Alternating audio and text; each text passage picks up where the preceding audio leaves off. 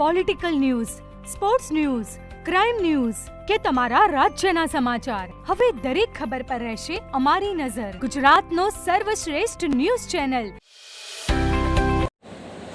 ગુજરાત સરકારના વિજ્ઞાન અને ટેકનોલોજી વિભાગ હેઠળ કાર્યરત ગુજકોસ્ટ દ્વારા સ્થાપિત રિજિયોનલ સાયન્સ સેન્ટર પાટણ તથા જિલ્લા શિક્ષણ અને તાલીમ ભવન પાટણના સંયુક્ત ઉપક્રમે તારીખ 1 થી 3 જુલાઈ 2024 દરમિયાન પ્રાથમિક શાળાના મુખ્ય શિક્ષકો માટે 3 દિવસીય વ્યવસાયિક સજ્જતા તાલીમનું આયોજન કરવામાં આવ્યું હતું.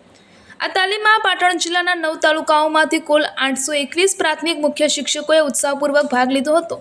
આ કાર્યક્રમના પ્રારંભે જિલ્લા શિક્ષણ અને તાલીમ ભવનના આચાર્ય ડૉક્ટર પિંકલબેન રાવળ, નાયબ જિલ્લા પ્રાથમિક શિક્ષણ અધિકારી શ્રી જયરામભાઈ જોશી તથા સાયન્સ સેન્ટરના project director doctor Sumit Shastri ઉપસ્થિત રહી તાલીમાર્થીઓને પ્રેરણાદાયી માર્ગદર્શન આપ્યું હતું.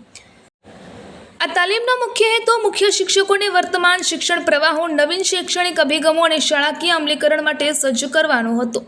જિલ્લા શિક્ષણ અને તાલીમ ભવનના અધ્યાપક ડૉક્ટર દશરથ આર ઓઝા દ્વારા પરખ 2024 અને બ્રિજ કોર્સ સાયન્સ સેન્ટર પાટણના project director doctor Sumit Shastri દ્વારા સ્ટેમ આધારિત શિક્ષણ, સીઆરસી કોઓર્ડિનેટર ડૉક્ટર પ્રજ્ઞેશભાઈ વ્યાસ દ્વારા વિવિધ સ્પર્ધાત્મક પરીક્ષાઓ, આચાર્ય શ્રી રશ્મિભાઈ ચૌધરી દ્વારા એસઆઈસી તેમજ શ્રીમતી પૂજાબેન રાવળ દ્વારા સંબંધિત શૈક્ષણિક વિષય પર માર્ગદર્શન આપવામાં આવ્યું હતું.